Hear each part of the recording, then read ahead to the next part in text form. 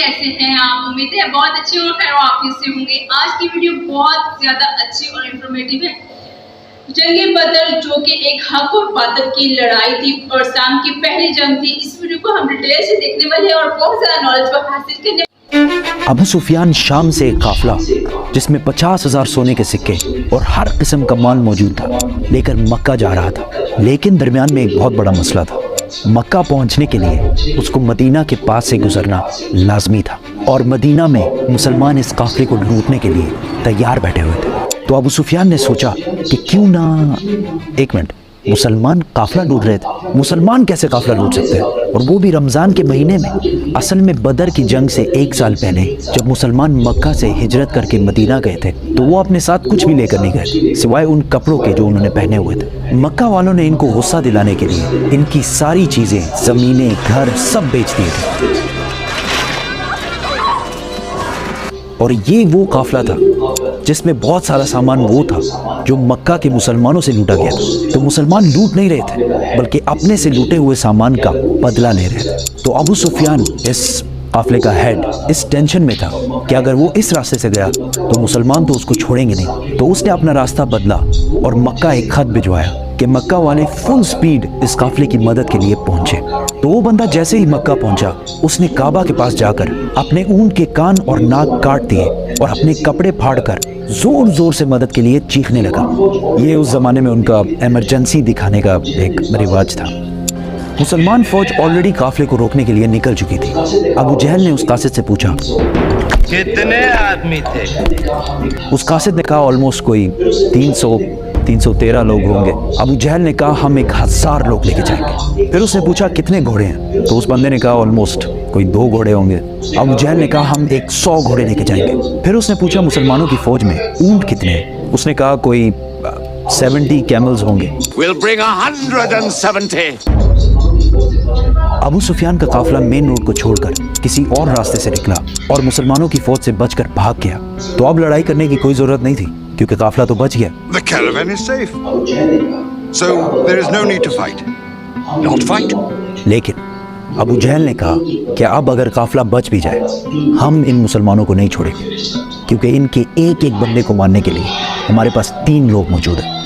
We finish them tomorrow. We fight. Mohammad सल्लल्लाहु अलैहि वसल्लम ने अपनी फौज को बदर के पहले कुएं के पास जाकर पड़ाव डालने का हुक्म दिया।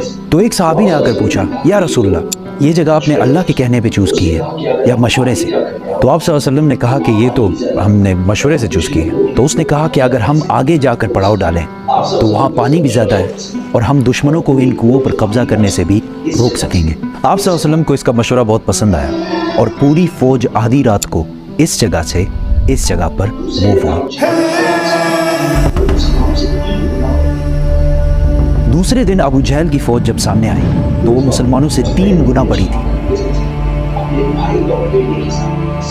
Utba, a very rich मक्कन businessman, अपने भाई और बेटे के साथ सामने आया और मुसलमानों को चैलेंज किया कि कोई है जो हमसे आकर लड़ाई कर सके।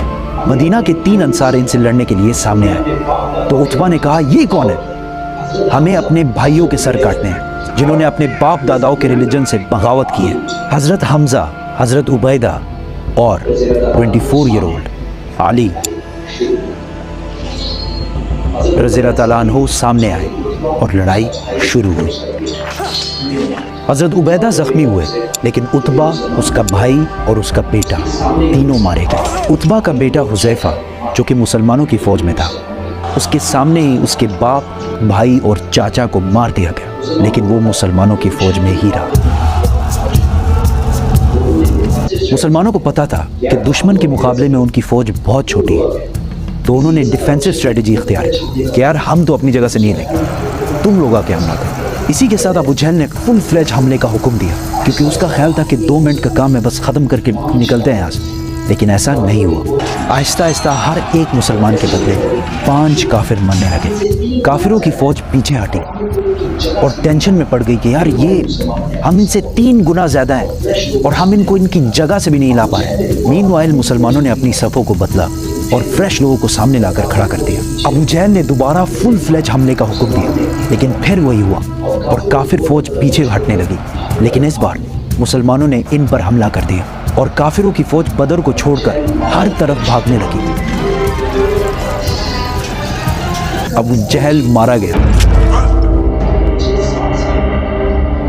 मक्का में सारे जीत की खबर का इंतजार कर रहे थे, क्योंकि पिछले 60 साल में मक्का के कुरैश को कोई बड़ी शिकस्त नहीं हुई थी और ऑलमोस्ट 65 साल पहले इन्होंने अबरहा के 60,000 फौज को भी हराया था और इसकी वजह से पूरा अरब कुरैश को अपना लीडर मानता था। लेकिन अब मक्का के कुरैश सिर्फ 313 लोगों से हार गए।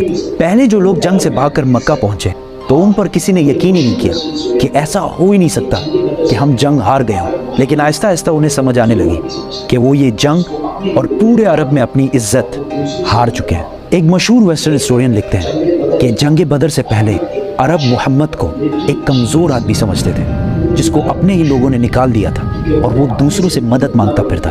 लेकिन जंग बदर के बाद मोहम्मद एक बादशाह और मिलिट्री जीनियस के तौर पर पूरे अरब में मशहूर हो गया, क्योंकि उन्होंने अपने से 3 गुना बड़ी फौज को हरा कर दिखाया था। जीत की खबर लेकर जब मुसलमान मदीना पहुंचे तो हर तरफ खुशी और सेलिब्रेशंस चल रहे थे।